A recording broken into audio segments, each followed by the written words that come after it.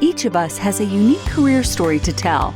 For some, these fly high like rocket launches. For others, they're more like the game of chutes and ladders, with advances and setbacks along the way. Either way, we learn countless lessons from these experiences. And that's what we put into the spotlight here at Career Sessions Career Lessons. Join discussions featuring a variety of guests sharing their stories of ups and downs, as well as the secrets of their success and what drives them to continue moving forward. We break down the tools and resources that will help you establish your dream career and realize your professional goals.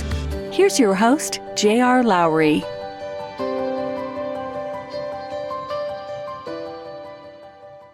Hi, I'm J.R. Lowry, and this is Career Sessions Career Lessons, which is brought to you by Pathwise.io. Pathwise is dedicated to helping you be the best professional you can be, providing a mix of career and leadership coaching, courses, content, and community. Basic membership is free, so visit Pathwise and join today. Today, my guest is Joy Batra. Joy is the founder of Quartz Consulting, a freelance consulting firm that has advised startups, venture capital firms, and Fortune 500 companies. She previously worked at Goldman Sachs, Gunderson Detmer, and briefly as a Hollywood actress, and most recently as head of legal at Syndicate Protocol. Joy has lived or worked in India, Indonesia, South Korea, Thailand, the UAE, and the UK. She currently splits her time between New York City and Boston. She holds a JD MBA from Harvard University and a bachelor's from Boston College.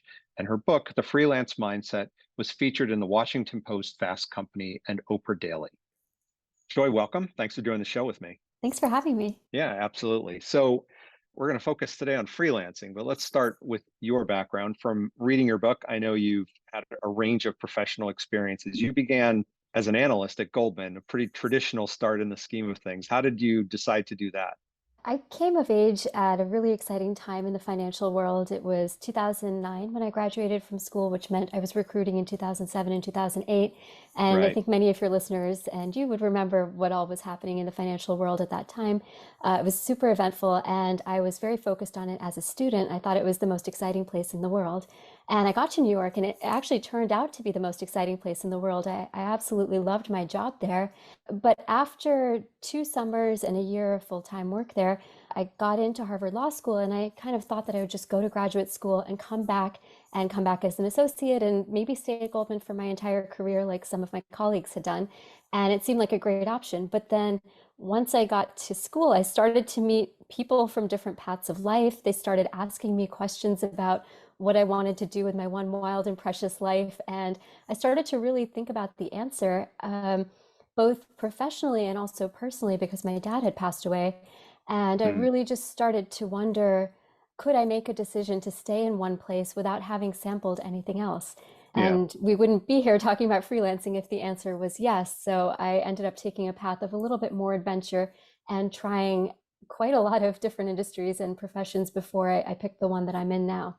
It sounds like, I mean, in the book you mentioned kind of having, I'll say, moments of doubt, even before you went to law school, before your father died, because you talked about this with him at the time, right? About whether that was the right course for you. And, so you had a little bit of that sense that maybe you were kind of destined to go do something different even before you ended up going to law school, right? Yeah, I started to get, shadows of doubt. I worked in compliance at Goldman, which was a great Hmm. department, but it tended to recruit people who used to work at a law firm. So a Right. lot of people had practiced as lawyers and decided they wanted to do something that was maybe law adjacent, but not actually practicing law.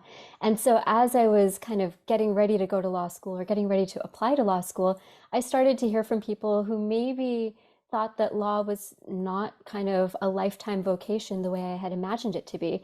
And Hmm. so, yeah, absolutely. I started to wonder if maybe I would also go to law school, maybe go to a law firm, and then also find one day that this was not how I wanted to spend the rest of my career. And that made me really antsy about even deciding to apply to law school.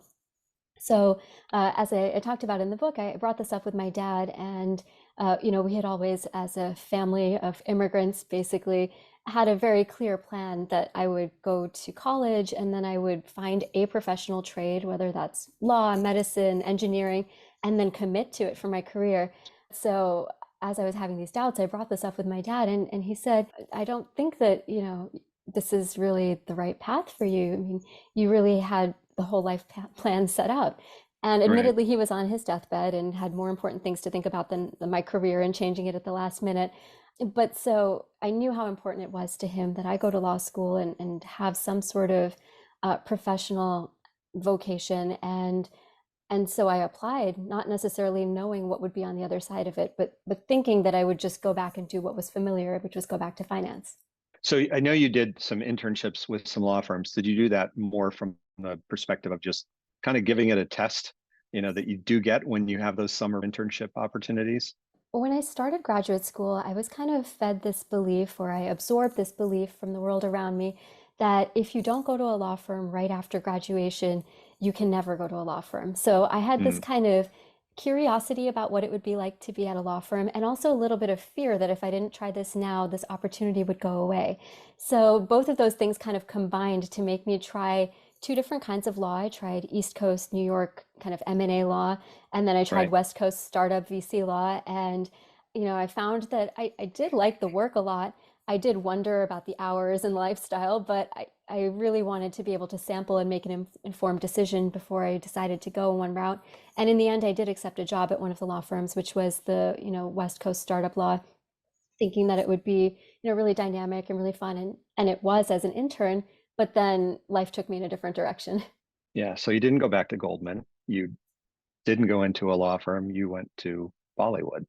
I did. I Yeah. So did. tell us about that. I know. If I had told my dad that on his deathbed, I don't know what he would have said. I think he would have started laughing. So Bollywood to me was always an extracurricular. From college onward, I was on a dance team and I really enjoyed it. And the captain of our dance team after college went to India and she became a Bollywood actress and then she became a professional dancer. But all through law school, I would see her videos on social media and she's dancing under palm trees and I'm carrying these heavy case books into the snowy fields of Boston. And I just kind of wondered what it would be like. So after I graduated from grad school, I took the bar exam and then I had a little vacation and I went to India, to Mumbai, where my family lives and also where this friend lives. And I caught up with the friend and I was like, how did you do it? So she told me she had an acting class at one of these schools. So I went to the school, I ended up taking the class and I got an audition. And at the end, I got a talent management agreement to act. And this one was really where I had to reckon with that fear of, if I don't go to a law firm right out of grad school, will this door close forever? Will I be, destroying Yeah. my career for the rest of my life? And I was really scared, but at the same time, it felt like a once in a lifetime opportunity to go act. It felt like this big adventure, and I didn't know what would happen next if I took this path. And so, luckily, I had a few friends who kind of had my back and nudged me to take the risk. And I ended up taking that risk and moving to India. And now we have a story and a completely different career and life path than I could have imagined. I mean, not everybody goes and does something like that, right? Something so, kind of non-traditional. I have some friends who have, and I think they look back on it and say, I'm glad I did that when I was younger, and I will always have that experience. And, I didn't just go right into the office world. And so I hope you feel that way about it. Definitely. So then you came back. Uh, Yeah. you did not become a longtime Bollywood actress. You came back to the US and you started freelancing.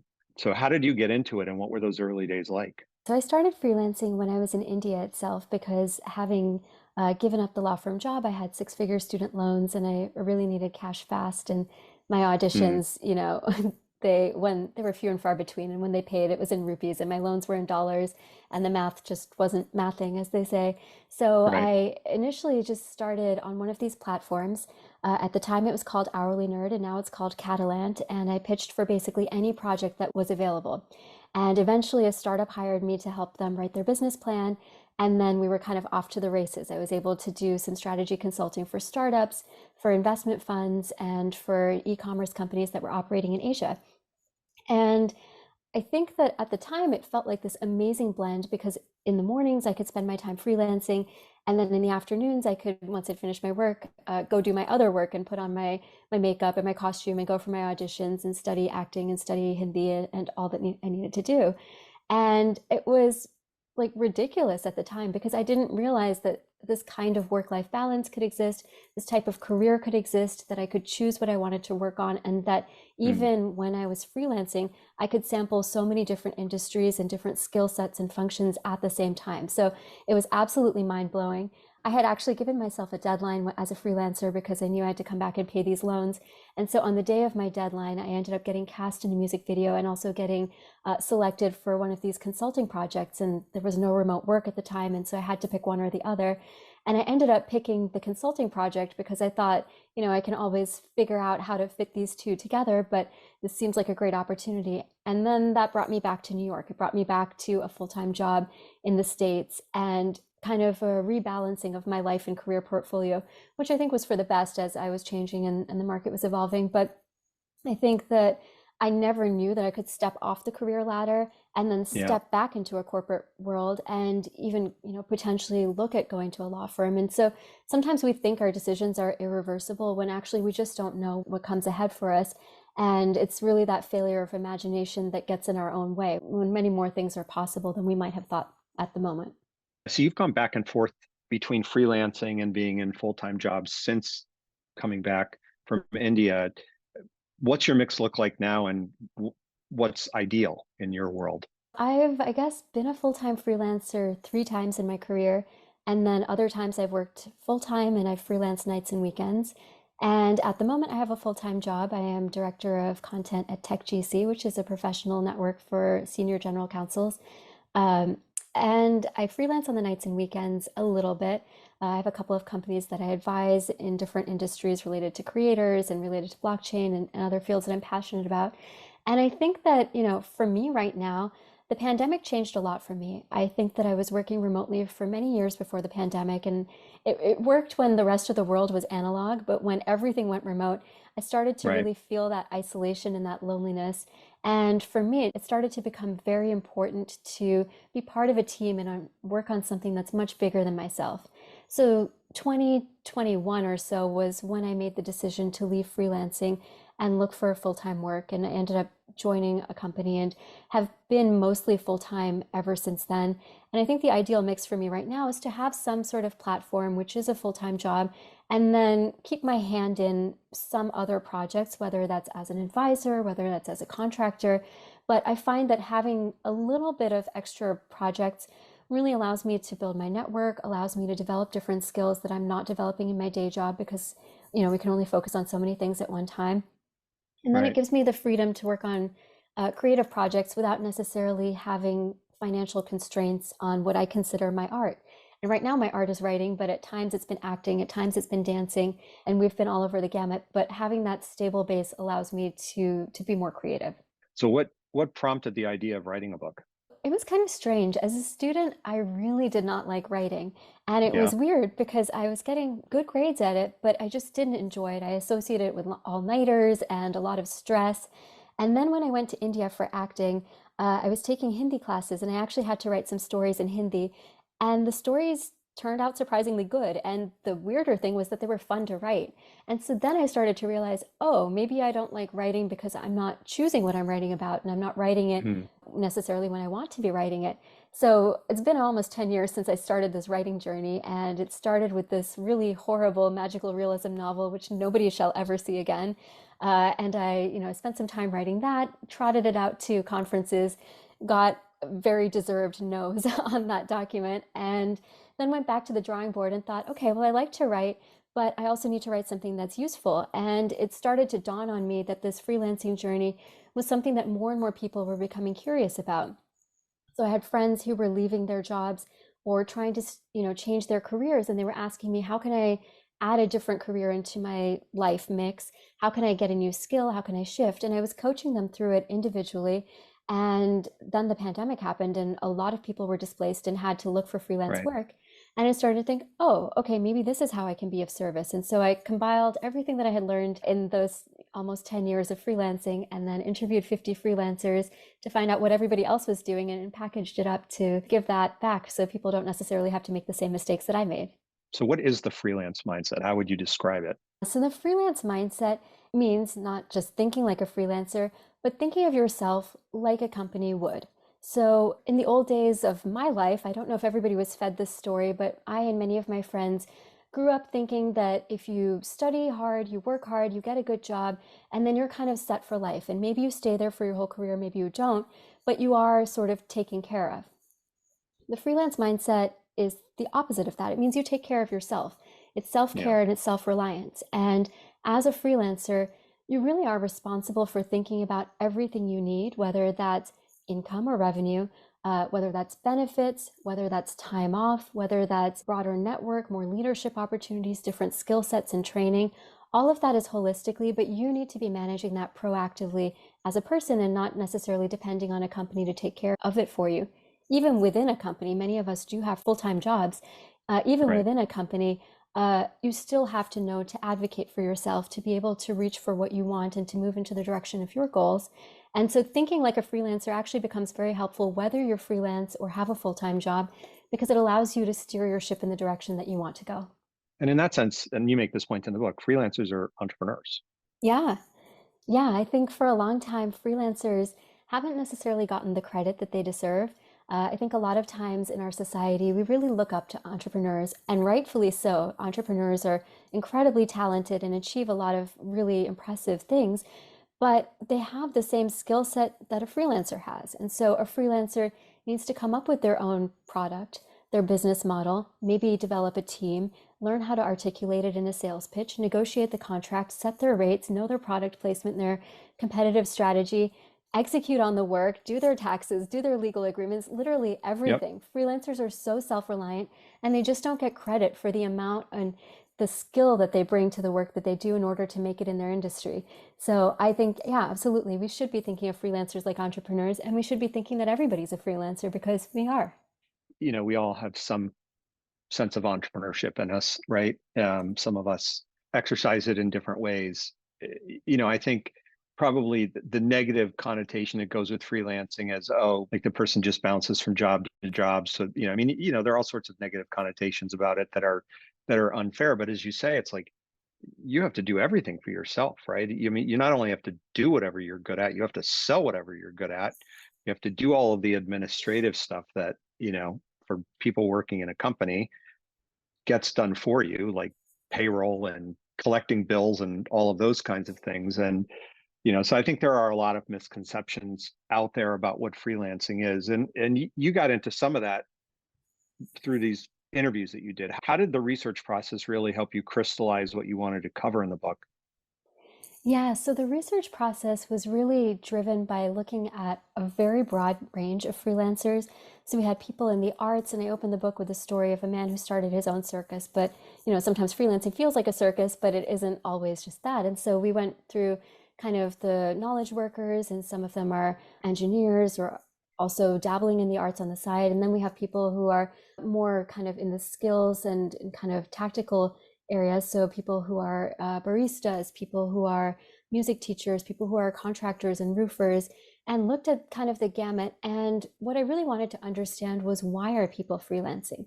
And I think that the misconception that comes up about freelancers versus entrepreneurs is that when we look at an entrepreneur, we know very clearly what metric they're solving for. We know they're trying to maximize the valuation of their company or revenue.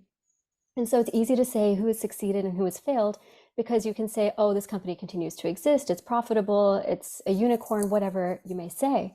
With a freelancer, there are actually three different reasons that a person might start freelancing. And so one of them is income, but the other two are things like time and creative fulfillment, which are much harder to measure. So from the outside, when somebody doesn't necessarily know why a freelancer is transitioning from project to project, it gives space for people to make their own misconceptions about what that freelancer is solving for, when actually it may not be a reflection of the freelancer's talent. It may actually be kind of a symptom of the person optimizing for a greater life purpose and a greater life goal. And so that was something I really uncovered through my research, and really tried to understand the arc of what drew people to freelancing, what encouraged them to stay, and when they shifted out of it, if they did. And many went back and forth from freelance to full time. If there's another probably, inaccurate connotation about freelancing, it's this image of, a solopreneur working from the beach or from their holiday villa, but in reality, I think you heard it takes a lot of different forms. Yeah, I think we have a very binary understanding of freelancing, especially for those who are not freelancers. You think, oh, somebody's either a freelancer or they're not. And if somebody is a freelancer in this very binary world, you think exactly that. That person is a digital nomad and they're really just kind Mm. of traveling the world doing random projects. When in reality, we have a full spectrum. Freelancing is the most flexible job in the world. And because it's so flexible, people are doing it in all different permutations. So there are the folks who are, yes, digital nomads and full-time freelance. But then you have on the opposite extreme people who have a full-time job and maybe have a side hustle that they don't even monetize, but they care deeply about. And then in between, you have kind of the half jobs. So you have a part-time worker who's also freelance, and then you have somebody who's freelance and then also cobbling together a mix of things. And we really need to understand, this is why I think we're all freelancers, is because we're always changing the balance of how do we spend our time, where do we get our income from, and what brings us joy. And all of those things are what we care about in our life portfolio or in our career portfolio. And I think we sometimes just get very limited in thinking about careers as a ladder Yeah. where you just go from one title to the next, maybe same company, maybe same industry, but it's not that linear anymore. No, it's definitely not that linear. And, I think particularly on the back of COVID and, the fact that we've proved that you can work remotely in a lot of instances, maybe not forever and ever, but certainly for periods of time. And these platforms have arisen. You were on one of them, Upwork and Fiverr, and there are all sorts of other ones out there that are also available. I mean, they've created marketplaces for these kinds of situations, whether you're looking for somebody on a freelance basis or are a freelance person. I mean, it's a very different world, certainly. It's funny to hear you talk about, oh, I, thought about work, you went, you succeeded, you did good work, you'd succeed, you'd work with that company for forever, because, I feel like that's even my generation started to shed that, as we watched our parents. It didn't happen for them, and so, that sort of social contract has been changing for decades now, and this may be kind of the next evolution of it. At the same time, a lot of people probably think about this, but they're held back, right? They're held back by fear. And you talk about some of those fears in the book. What are some of the things that you wrote about in the book that hold people back from jumping into a freelance work construct? Yeah, I think fear is very valid when it comes to freelancing. And that kind of fear is very protective for us because it keeps us from going into our manager's office and quitting our job without a plan or a client lined up. And then, next thing you know, you're stuck. So the fears are, very, very reasonable. The fear is that I'll run out of money. The fear is that I won't have benefits.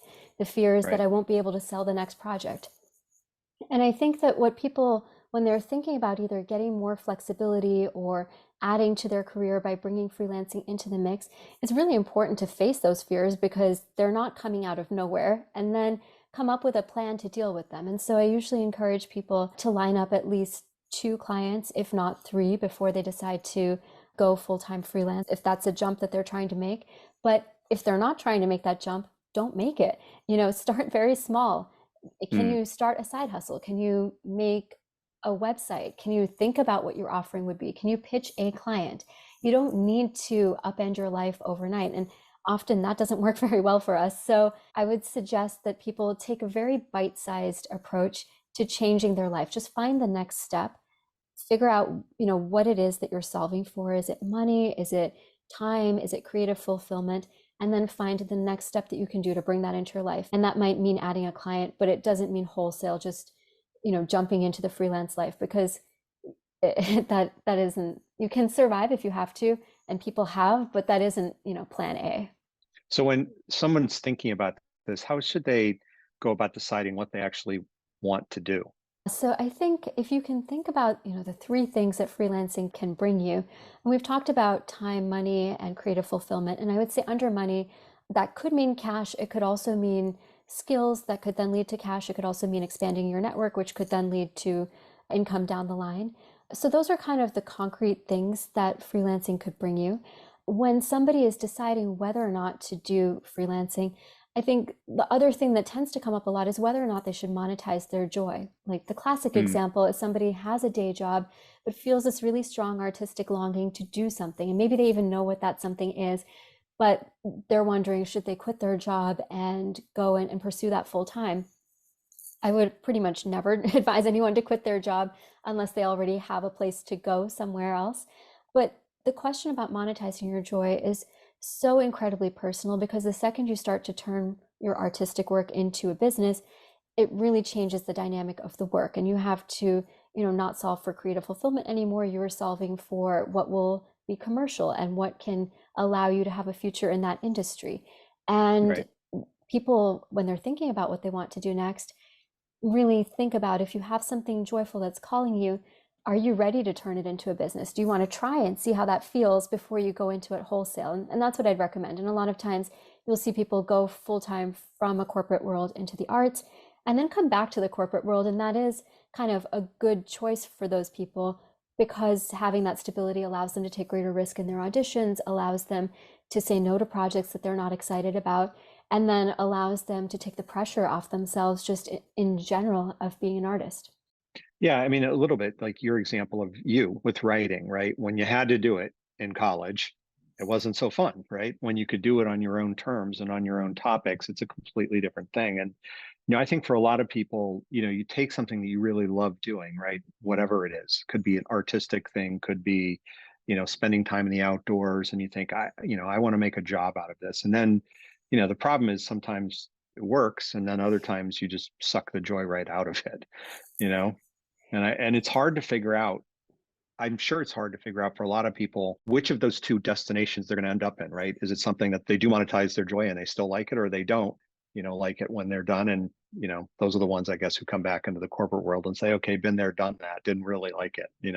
I'll keep Yeah. it as a hobby. Yeah, and I mean, we get wisdom or adage so often that you have to be passionate about your work. And there's that old saying that, do what you love and you'll never work a day in your life.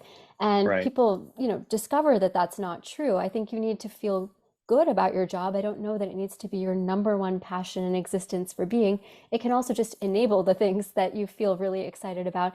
And that can be a good outcome too. So a lot of times folks will come to me. I've talked to an actor recently who he was a full-time actor and then he took a full-time job, and he went into this kind of existential crisis where he's asking himself, am I still an artist even though I have a Mm. job? And you are. The answer is yes. And he did end up doing well at his job, but then being able to kill it in his auditions, and also being able to walk away from projects that he really, really did not want to do. Whereas when he was a full-time actor, he would have had to take them in order to make rent. And so I think you will never know whether you're going to be the person who loves monetizing your joy or not unless you try it. And that's Yeah. why I say take the pressure off. Just do it, in a small bite-sized stage. And if you can take one audition, if you can do one project and see if that resonates, see if you want to do another one, make that decision one by one. You don't have to do it all at once. It's very true. You also bring up, Ikigai, which is one of my all-time favorite frameworks because it's just so simple and practical.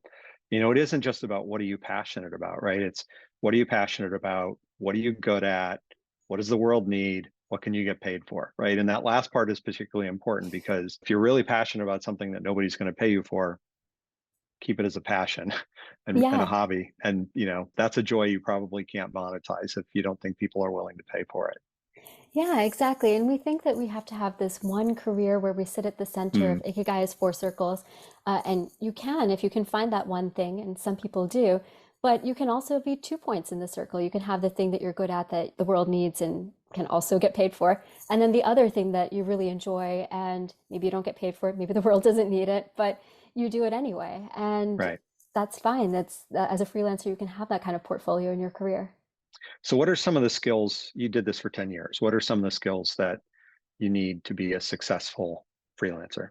The number one skill to be successful as a freelancer is being able to be curious and engaged with the world. And I think that sounds very kind of high level, but the thing is that most freelancers are finding their jobs through their weak ties and through their connections. So for me, for Mm. example, I got one of my biggest ever strategy consulting projects in an acting class. My scene partner actually was a consultant at a major firm, and she happened to be also filling this role. And one conversation led to another and it ended up that I was the right fit. But I'm not the aberration there. I mean, yes, maybe acting class is rare, but LinkedIn recently replicated this study, I want to say like 2 years ago, by asking folks where did they find their jobs. And the vast majority are finding it from people who are 1 or 2 degrees removed from them. And so that's the Yeah. classic weak ties study that was true in the 70s and is true today. And so as a freelancer, you're working alone. Possibly you're working remotely.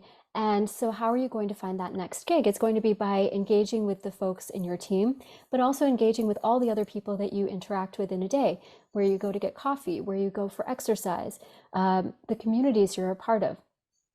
I think that's the number one skill to longevity as a freelancer.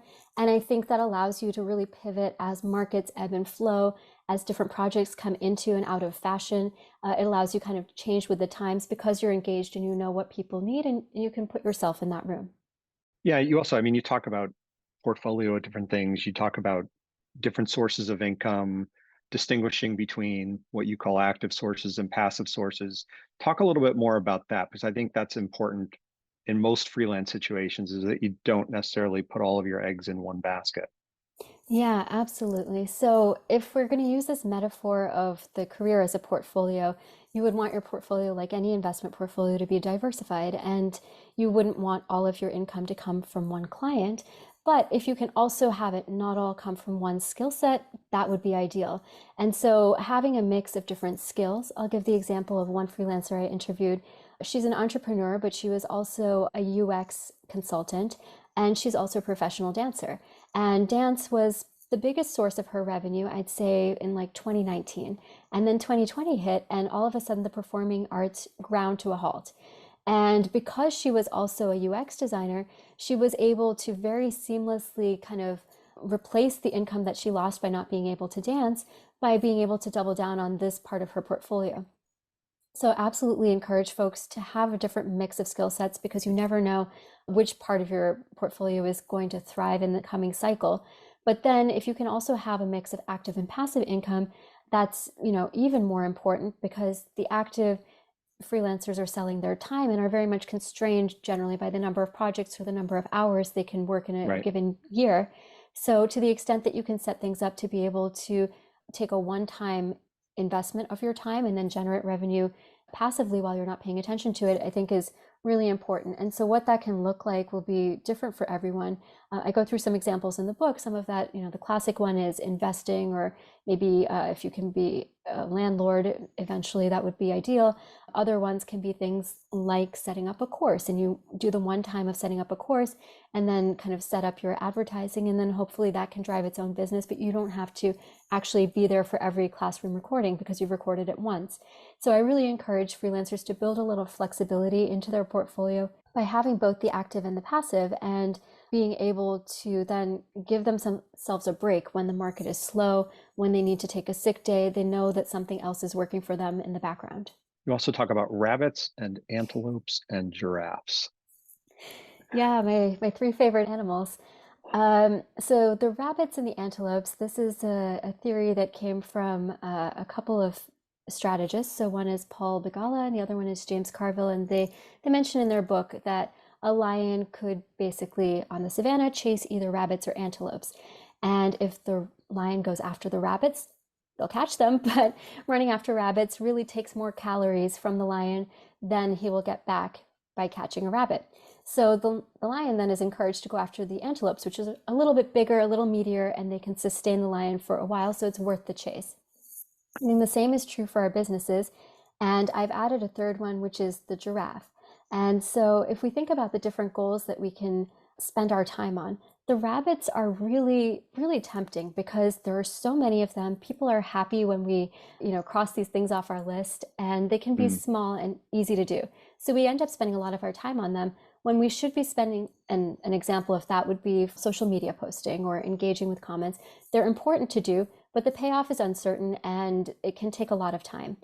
Then Right. in the middle is the antelope, which is a little bit more meaty, and that could be something like landing a client that will keep you going for a few months, maybe even a year if you're lucky, and kind of drive the business forward and sustain you in a meaningful way. But the third one is the giraffe, and that's the one that's kind of this really distant goal on the horizon. And until I researched for this book, by the way, I didn't know that lions actually chase giraffes. I didn't know sometimes that they win, but it's rare, but it does happen. And that's the same thing with the goal that we should have.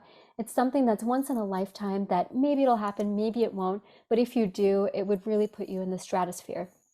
So for an entrepreneur, that would be founding a unicorn. For somebody else, that might be, winning an Oscar or a New York Times bestseller or something like that. And I think that as freelancers, when we're setting our goals, it's really, really important to shift the balance so that we know what we're aiming for in the long run. Like, what is this massive once in a lifetime thing that we're hoping for? And the antelopes and the rabbits that we're chasing, do they even kind of lead us in the direction of this giraffe, or are they taking us somewhere else entirely? And so it's important to kind of keep yourself honest and also look at your days to see how much time are you spending on each task, and is that actually going to serve you in the long run? Yeah. You talk as well about the interplay of all these things, right? Your active, your passive, your rabbits, your antelopes, and creating, another metaphor he uses the flywheel effect, right? And your sources of income. Talk about how that plays out and maybe some of the examples that you heard in your research. Yeah, so it's really ideal if you can get this flywheel set up, and we talk about it in business a lot, but for a freelancer, what you'll want is for everything to essentially be pointing in the same direction. So if you are creating a book, for example, this is, by the way, partly my research, but I'd say partly also David Perel's research. This is the example of his flywheel. So for David Perel, he's a really big thought leader on Twitter and a few other platforms. So every time he posts on that, he grows his community, which then allows him to collect email addresses for his newsletter, which then allows him to market a course that he has set up. And by the way, the material from his course comes from what he is creating in his social media posts and what he's writing in his newsletter. And the course is probably one of the biggest drivers of his revenue engine. But the course and the social media and all of those, as they grow, they bring him new consulting clients. And so all Mm. of that then drives more revenue, which then drives testimonials, which cause people to follow him on Twitter or wherever, to sign up for his newsletter, sign up for the course, and then hire him if they can. And it goes in a circle. So to the extent that you can get momentum behind your activities where one supports the next, that's really ideal. But I think a lot of times as freelancers, we get caught up in scarcity, or we get very busy with deadlines. And so we either think that we Mm. have to accept any project that comes our way, or we're just so busy executing on what we've already accepted that we don't think about the direction that we're going in. So, I mean, we're at the moment thinking about what the next quarter, what the next year could look like. And it's a really great moment to think about whether the activities you're spending your time on can then generate their own revenue, generate their own momentum, and support each other, or if they're completely siloed. And if they are, do you have the resources, the bandwidth to be able to do two parallel track careers? You might, but you want to be honest with yourself about the answer. You mentioned periods of scarcity, boom or bust periods that invariably, I would imagine, hit almost any freelancer out there. How do you cope with the periods of scarcity? How do you not screw up the periods of windfall, or abundance? Yeah, I think when you're investing, I think you want to be counter-cyclical. And when you're a freelancer, the same idea is true. So whatever is happening right now, the only guarantee is that it will be different in the future. We don't know what direction will be different, but it will change. And so in the moments of scarcity, the temptation is, of course, to think like, oh, all this money will be coming in forever. I can, make the purchases that I've held off on. And the answer is maybe you can, some of them you need to, but can you live like you're in the, sorry, in the moments of abundance? Can Right. you live like you're in the moments of scarcity? And if you can, that will tide you over so that you have more runway, so that you have a longer ability to survive when the scarcity comes around. And on the flip side, when you're in these moments of scarcity, I think the hardest thing, one is the finances, and the other is the psychological piece of it, because we feel like this moment where no client wants to work with us or nobody's hiring, we feel like that's going to last forever. When you're in a busy season, by contrast, you're probably not spending as much money. You're not thinking about what to do because you're just executing on the work that you need to do. And you might have all these ideas of things that you want to do, but you just don't have the time for. So my advice to people is to make that list when you're in that moment of abundance, when you don't have the ability to do all these projects. Not just write down what do you want to do, but write down why it matters to you in this moment. Because when you get to that scarcity moment and you have nothing to do, you'll look at the list. And if it's just a list of things that you want to do, you'll say, that doesn't really matter. I mean, the most important thing for me right now is to actually find my next client. It might be depending on how much runway you have, but if you have the time, looking at why these things matter to you can help you get in touch with that level of curiosity and engagement with the world, which then brings you to the places where you meet the weak ties, which leads you to be curious about what's currently happening in the market, what you can offer, what you're good at, and to find a new value proposition. Because a lot of times when you're in these moments of scarcity, the market is in transition. Maybe your skills are not valued the way they were, a couple of months prior. And so you need to articulate that new value proposition you have, show how what you can do is relevant to the problems people are facing now, and show that you're offering something fresh. And it's one of the hardest things to do, and I think it's what makes freelancers so resilient and so gritty, because to succeed as a freelancer, you have to be able to make it through these droughts. You do. And, we all identify, or part of our identity is tied up in the work that we do, right? I think it's particularly unique when you're a freelancer, right? It's got to be easy when you're in those periods of drought to think like, I'm a failure. I'm never going to get another client, right? I need to go back to the traditional corporate world. How do you counsel people to not let identity get too tied up in the way that they're thinking about what they're doing? Yeah, so I think counsel is such a great word because I am not a counselor, but I highly recommend any form of therapy, especially cognitive behavioral therapy, I think is great. There's a book that I think I talk about in my book, but it's called Feeling Good by Dr. Burns. And it essentially kind of lists a number of these thought distortions, things like, I'm a failure, I'll never get a job again, I've ruined everything, and then helps you find a rational way of talking back to them, because our thoughts aren't facts.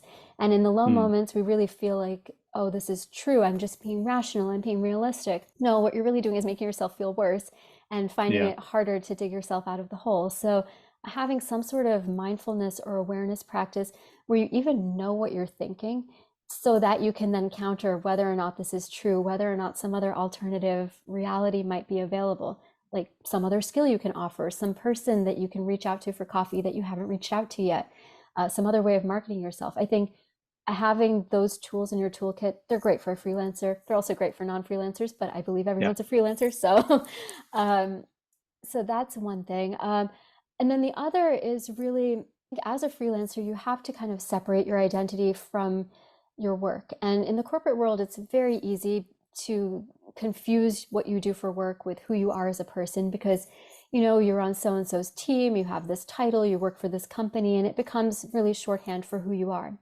As a freelancer, all of that vanishes, because every time you meet somebody new, you have to kind of create who you are in that person's mind for the first time from scratch. When I first started as a freelancer, this was really hard and kind of demoralizing and scary. And I went to my reunion and explained that I was a freelancer, and at business school, nobody got it. And it was a very isolating experience, but it's really healthy for you in the long run to figure out how to separate the two. And so cognitive behavioral therapy has a lot of techniques for that. I think also just recognizing that when you're leaving the corporate world, there is a moment of grief and loss that can happen, because you had one vision of who you are and how you fit into society and what you had to offer.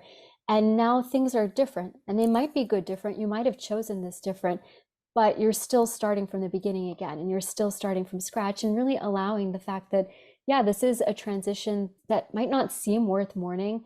And we call that disenfranchised grief, but it actually is, because it's taking a toll on your psyche. And so the fact that you can address that head on and know this is a loss that I'm suffering, and I'm doing it for this reason, or it will get better for this reason, that kind of brings you out of it. And when you go through this process, and you have to do this many times over a career, because it'll happen over and over again, but that makes you more resilient in your career, not just because you can then get up and pitch yourself to the next client, but because you can take feedback better. You can absorb the ways that your work needs to change without taking it personally, without confusing yourself for the work.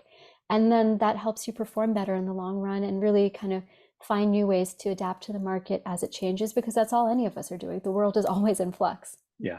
There's a lot of other things that make freelancing hard, right? Like, just the risk of isolation, the feeling like there's always something more you should be doing, imposter syndrome. You talk about, I think, most of these in your book. How do you advise freelancers to cope with those? I mean, the first step is, of course, mindfulness, to know what problem you're even trying to solve. Because the thing about something like imposter syndrome is you really believe that you're seeing the world accurately, and you really think that you're not to be responsible for your successes, and that everything has been a fluke, until you or somebody else can kind of call you out and say, wait, no, that's a distortion. No, you actually did X, Y, and Z that is useful. So If you can be mindful and monitor, hey, I don't feel so good. Oh, what was I thinking? Oh, let me work on that. Or even better is having a community and really being able to find a place to share what's going on, what you're struggling with.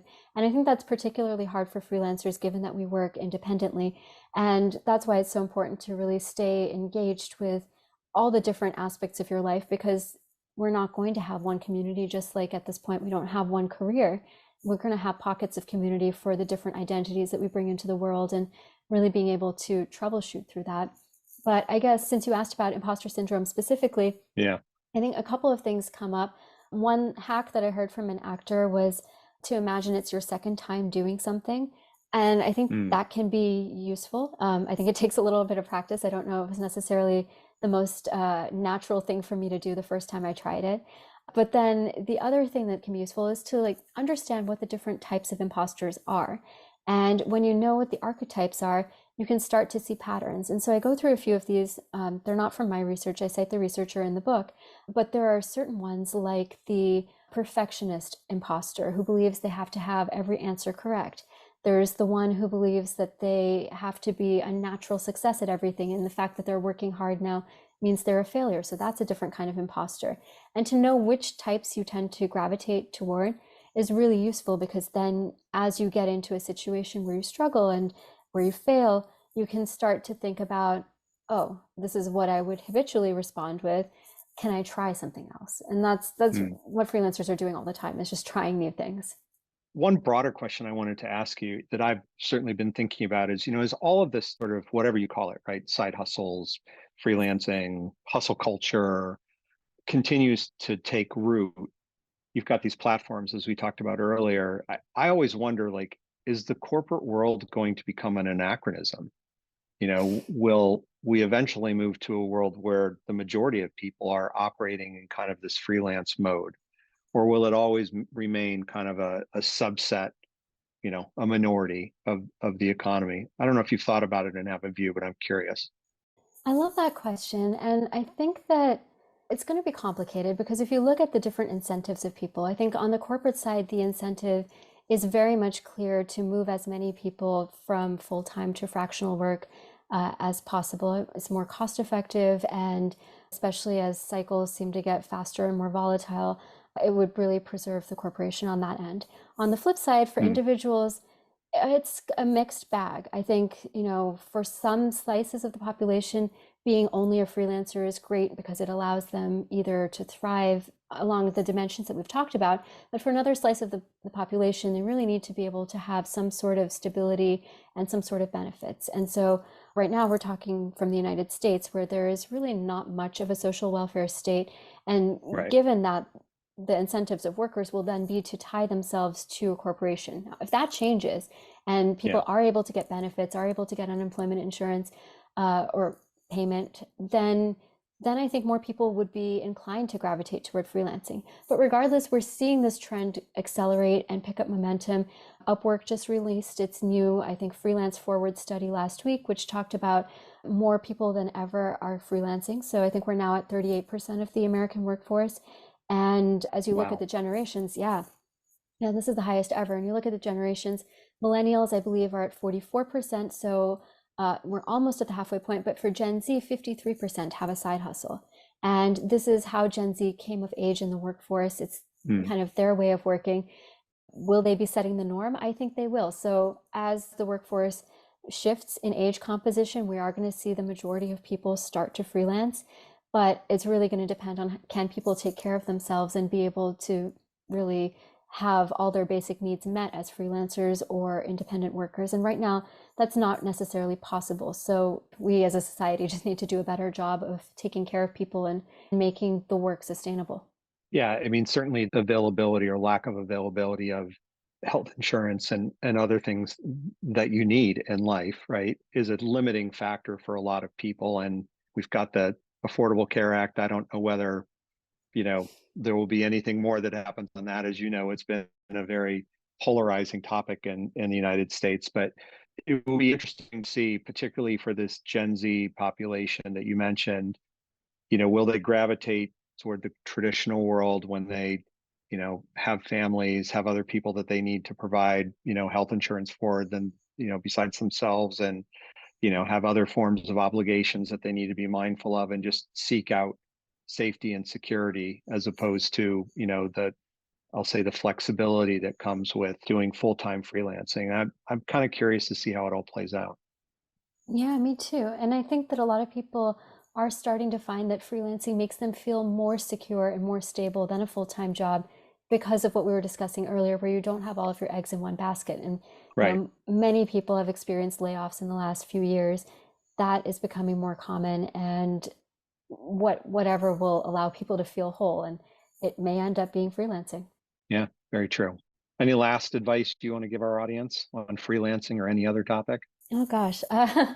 No, I would just say take a small experiment. I have a feeling that we all have something that we're curious about, something that we don't prioritize because we don't necessarily think it'll bring in a lot of income, or we don't know how to carve out time for it. But those are the things that make us interesting. Those are the things that help us find other paths that we can monetize to make new relationships, keep us fresh. And you never know where that will lead. That may lead you to Bollywood. It may lead you somewhere else. And I'd be Yep. curious to hear about it. Sounds good. Thanks for doing this. Thanks for having me. Yeah, it's a topic I hadn't really covered before on the show. So I was glad that we were able to meet last month, and we were both at the Thinkers 50 conference, and get to know each other a bit, and conjured up this idea of doing this. So again, thanks. Yes, thank you. Sure thing. Take care. Talk soon. Bye. I want to thank Joy for joining me today to cover the world of freelancing, her book, The Freelance Mindset, and her own career journey. If you'd like to make the most of your career, visit pathwise.io and become a member. Basic membership is free. You can also sign up on the website for the Pathwise newsletter and follow us on LinkedIn, Facebook, YouTube, Instagram, and TikTok. Thanks. Have a great day. Thank you for listening to Career Sessions, Career Lessons. We hope the nuggets of wisdom shared today help guide your path to the successful career of your dreams. This podcast series is part of Pathwise.io, which is here to help you live the career you want. We provide a comprehensive mix of career and professional development events, insights, tools, and exercises backed by a group of leading coaches and other career management experts. If you aspire to something more or just something different in your career, join us at Pathwise.io. You can find us on LinkedIn, Facebook, and Twitter. See you again on the next episode.